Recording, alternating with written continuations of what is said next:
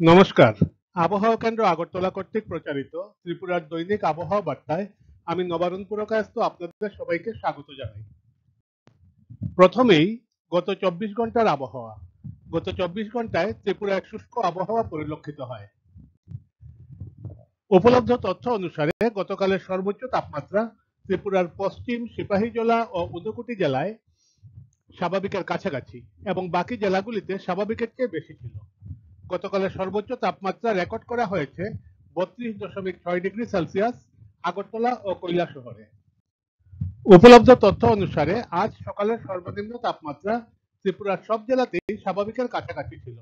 আজ সকালে ত্রিপুরার সর্বনিম্ন তাপমাত্রা রেকর্ড করা হয়েছে ১৯.৯ ডিগ্রি সেলসিয়াস গন্ডাছড়ায়।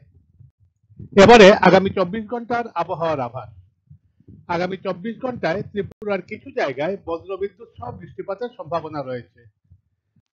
সতর্কতা হিসাবে ত্রিপুরার ১-২ জায়গায় বজ্রবিদ্যুৎ সহ ঘন্টায় ৩০ থেকে ৪০ কিলোমিটার বেগে দমকা হাওয়ার সম্ভাবনা রয়েছে। আগামী ২৪ ঘন্টায় সর্বোচ্চ তাপমাত্রা ৩২ থেকে ৩৫ ডিগ্রি সেলসিয়াসের মধ্যে থাকার সম্ভাবনা রয়েছে, যা স্বাভাবিক বা তার থেকে বেশি, এবং সর্বনিম্ন তাপমাত্রা ২০ থেকে ২৩ ডিগ্রি সেলসিয়াসের মধ্যে থাকার সম্ভাবনা, যা স্বাভাবিকের কাছাকাছি। আমাদের পরবর্তী দৈনিক আবহাওয়া বার্তা প্রচারিত হবে আগামীকাল অর্থাৎ ২৮শে মার্চ ২০২৪। ধন্যবাদ।